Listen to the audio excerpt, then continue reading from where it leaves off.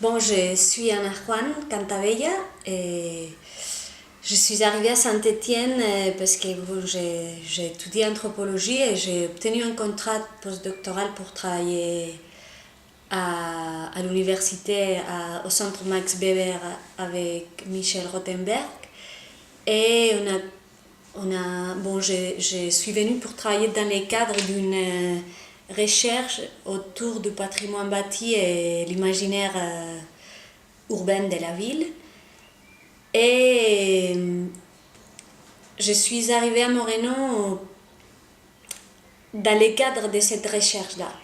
En fait, je suis arrivée à Saint-Étienne et je ne connaissais pas du tout la ville, je ne connaissais pas du tout ses quartiers. Et c'était un monde pour explorer Saint-Étienne pour moi. Et on a commencé à travailler avec les laboratoires, avec une idée une idée un peu globale de la ville. On voulait travailler sur toutes les tours d'habitation construites entre les années 60 et 70. Je suis arrivée à Moreno parce que j'étais très attirée par les cas, par les conflits qui n'étaient pas un conflit très scénarisé, mais qui existait quand même, les conflits qu'il y avait autour de la démolition de la tour plein ciel. Parce que c'était un bâtiment qu'on voyait de loin, que tous les Stéphanois connaissaient, par sa silhouette surtout, et dont tout le monde parlait dans ces moments-là, parce que je suis arrivée tout au début de l'année 2011, que c'était l'année prévue finalement pour sa démolition. Et c'est cette démolition qui m'a fait arriver à Moreno et qui m'a fait commencer à travailler sur la transformation urbaine du quartier.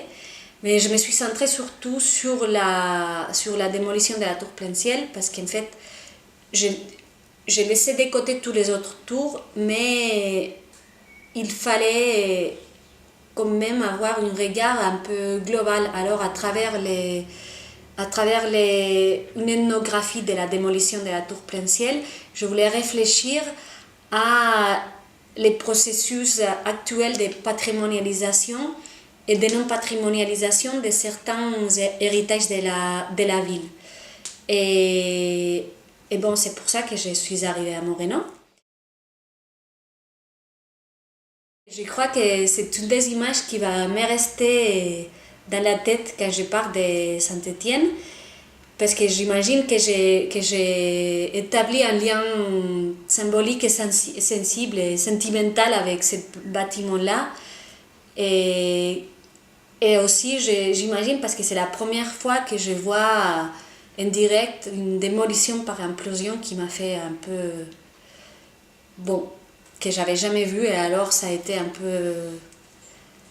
je trouve pas le mot. Un peu... Bon, forte pour moi, et ça restera quand même un de mes images de Saint-Étienne. Ça sera Moreno, et ça sera la tour plein ciel, et ça sera aussi après une espèce de nostalgie que j'ai quand je regarde maintenant les quartiers et je vois pas la tour. C'est un peu bizarre, mais... Peut-être un de mes souvenirs les plus spéciaux, je sais pas pourquoi, mais bon. C'était un des premiers jours où je suis venue à Moreno pour faire des entretiens à différents habitants. Et j'avais rendez-vous au forum parce que j'allais parler avec Monsieur Chapelon, que je ne connaissais pas, mais que beaucoup de monde m'avait parlé. Et je ne savais pas trop où c'était sa maison parce que je n'avais pas trop compris au téléphone. Et j'attendais au forum, et avec les bruits de l'intérieur de la tour qui était en train d'être déconstruite dans ces moments-là, parce que c'était tous les processus de désamiantage et de déconstruction des déchets, des bois, etc. Et il y avait toujours dans les forums un bruit très particulier et très constant, et qui se mélangeait aussi avec un autre bruit, que c'était le bruit de la réhabilitation des façades des bâtiments autour de la tour. Et ça faisait un contraste un peu fort entre la démantélation d'une partie et la réhabilitation d'une autre partie. Et ça se mélangeait aussi parfois avec des conversations des voisins, des balcons à balcon. Ça me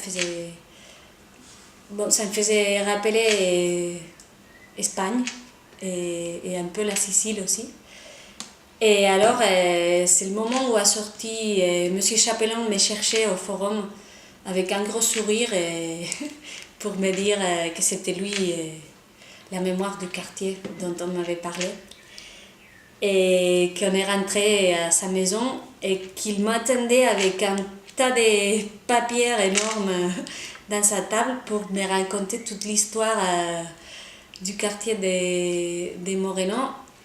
Et en fait, il m'a donné beaucoup d'informations sur la construction de la tour, sur beaucoup de choses qui m'intéressaient. Et c'est un de mes... Peut-être que c'est parce que ça a été un des premiers souvenirs, mais aussi après, je garde comme souvenir très beau les réunions des mémoires à la place Cosma avec différents habitants des Moreno qui parlaient de tout et n'importe quoi, mais qui, avec toutes ces conversations qui allaient d'un thème à l'autre, il racontait vraiment toute une histoire des Moreno qui était très difficile à trouver ailleurs, parce que Moreno a été toujours raconté à travers son architecture et son urbanisme surtout. Et j'ai beaucoup appris de toutes ces conversations de ces voisins de Moreno.